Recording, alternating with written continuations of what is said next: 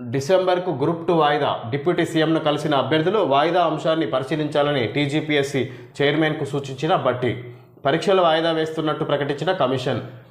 Group 2 పరీక్షలు వాయిదా పడ్డాయి. ఆగస్టు 7, 8వ తేదీల్లో జరగాల్సిన ఈ పరీక్షలను డిసెంబర్కు వాయిదా వేశారు. ఈ మేరకు Telangana public service commission TGPSC శుక్రవారం రాత్రి ఓ ప్రకటన విడుదల చేసింది.